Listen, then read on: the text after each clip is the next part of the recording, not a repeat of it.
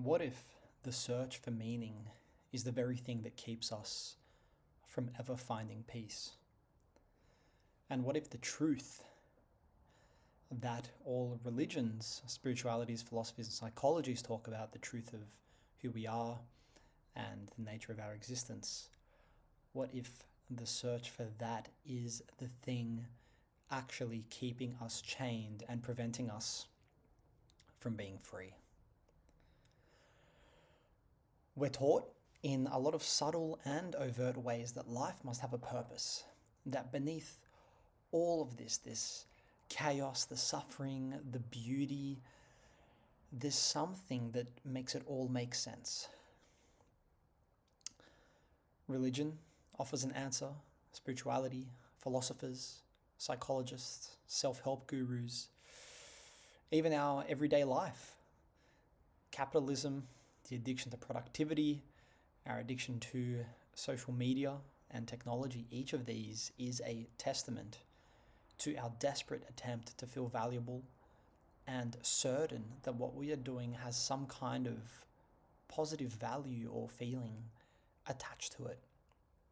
And each of these claims in its own language to point towards something ultimate, something true, something that we should strive towards. Our actions indicate what we determine to be the highest values in our life and point towards what we think is worth pursuing. But what if the entire project of all of these is built on an assumption that can't be justified? Whether we're talking about religion or we're talking about Instagram and addiction to these and the need for these, they are all based on assumptions and hidden beliefs and a need for something. Whether we investigate it or not, whether we think about it or not, it is still there. And I think the scary question is, what if there is no final answer to be found? And that even if there is some truth about us or about reality that does exist, what if it is forever hidden? I think it's an uncomfortable conclusion we can come to, that we can't step outside of our own minds to verify anything we believe. Every system, every belief, every action rests on assumptions that can't ultimately prove themselves, and even skepticism, when pushed far enough, collapses into the same problem. If you're skeptical about skepticism, can you even be a skeptic anymore? These cannot justify their own foundations. So we're left in a strange position. We want certainty, but we can't have it. We want truth, but can't access it in any final sense. And yet, rather than accepting this, what I think to be a reasonable conclusion, we search desperately. We search for meaning, we search for purpose, we search for something that will finally resolve the tension of being alive, that will give some meaning to the struggle, and we attach to viewpoints and dedicate our lives to them because we want to believe that we are right and that others are wrong. And we want to believe this because in the past, tens, hundreds, thousands of years ago, some people used their words in a way that touched us in a certain way. These people have implied that there is a right way, a best way, that if we listen to them, we will truly understand what is going on. But this is all a lie. The search, the desperation, isn't leading us towards truth, but away from reality. When Jesus said, "Seek and you shall find," you will find what you want to find, because you will project onto that emptiness what you want to see. I don't know if we truly discover things about reality or if we just project onto it what we are, what we want, what we heard. Socrates or Plato or Aristotle, one of them, back then made the statement, "Know thyself," and that was a core adage that has continued to be fundamental in philosophy. Know thyself. What does that mean? The only truth is the question, what does that mean? We don't know. For him, it meant something For me, it means something else. Is there a self to even know? What is that self? Why is knowing it good? What is knowing it? We will project what we want onto these statements. The search is not leading us towards truth, but it's leading us away from reality. The reality we experience, in any case, we experience a human reality through our senses, our mind, and can know nothing beyond this. And even if we feel like we can't be sure that this feeling is genuine. This feeling of a mystical state or a peak moment or a flow state or of mindfulness. Is this pointing towards something genuine and transcendent? We can't say. It's very easy to be misled and to see what we want to see based on language and culturally determined characteristics that we've been taught. The moment that we begin to search for meaning, we're already assuming that meaning exists in some objective, discoverable way. We assume that there's something out there to be found or something within us to be found. But this assumption itself can't be proven. This assumption is inherited, absorbed from culture, from religion, from the deep human discomfort with uncertainty, from our need to protect against the fear of the unknown with mythology and stories that make it all understandable. And then we outgrow the stories. We seek something new because the search never stops. If the search did stop, we would become stagnant, and life is not stagnant. We aren't satisfiable, so we will always search, and it'll never end, and there will always be this internal conflict. There's no final perspective we can step into that will resolve all doubt, no belief system that can ground itself without relying on something equally uncertain. There is no ultimate is from which we can derive a universal ought.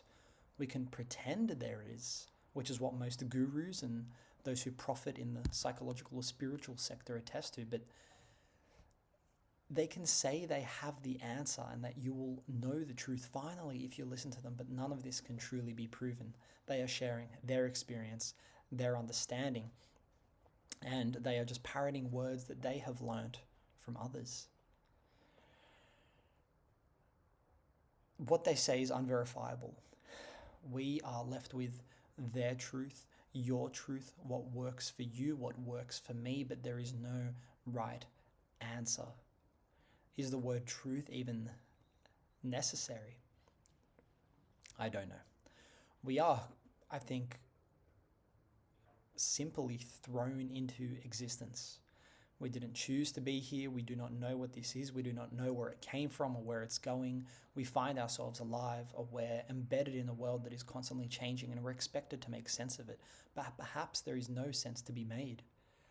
Perhaps trying to make sense of it is overrated. Everything we experience is impermanent. Every identity we construct, every relationship we form, every moment we live through appears and then disappears. All logic and reason ends in paradox and groundlessness. There is no stable ground to stand on. But still we keep searching for a meaning, for a truth. And this is a trap because we are wired to seek. At least that is the way it appears.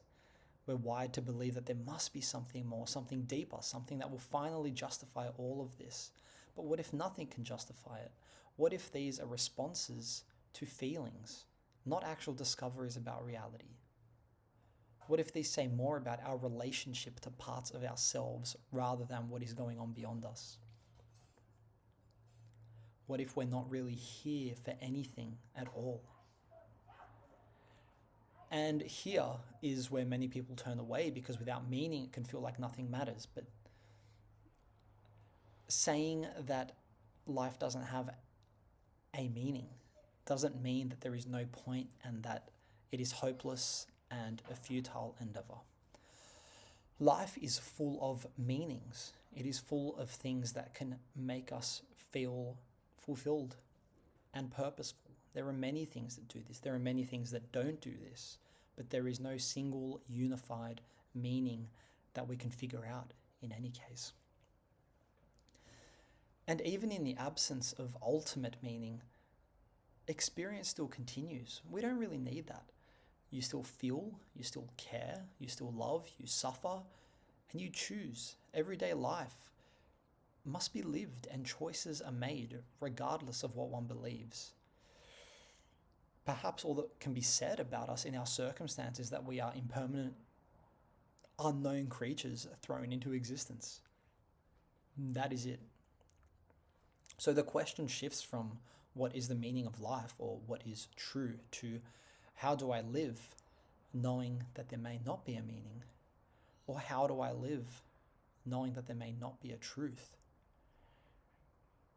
And perhaps the answer isn't something you find, but something you do, something you create, or something you discover within yourself. Not from the words of people who have come before, not even from me. If there is anything worth understanding about reality, it won't come through fixed concrete facts. Life appears to be flux, change appears to be inevitable, and you participate in this. And as humans, what it looks like is that we take care of our bodies because we are embodied creatures. We engage with our minds because we are aware, and we treat others with care because we exist among them. None of this is objectively right. It's not universally true. It's not completely selfish. It's not completely altruistic. It's not morally correct or morally wrong. It is a seemingly natural response to our circumstances. This is what it means to be here, to be these things. We're restricted by our circumstance as impermanent creatures with cognitive awareness, and there are ways to live in accordance with this, to live this out that don't require us to make unnecessary leaps that we attach to. We can be anxious, unsure, and humble, and that is okay. Flowers don't try to be trees. Flowers are just flowers. You come into existence without explanation. You experience a small fragment of reality, and then you're gone. No final answers, no ultimate justification, just happening. And maybe the most honest response and the most liberating response is not to keep searching for something beyond it, just to live within it and let go of the attachment to the questions and let go of the search. You have everything you need to right now. You know everything you need to right now. You're a part of this unfolding, and there is nothing secret or special out there that you have to figure out. This is it. And I suspect that the sooner we come to terms with that, the sooner that we can be truly free and live out lives that are just less restrictive and less scared. There are many meanings in life, but no meaning of life. You can find many things that feel meaningful, whatever that actually means. But in any case, life is full of things that can keep you going, and also full of things that will prevent you from wanting to keep going. All in all, what am I waffling about? What do I conclude? That we have no answers.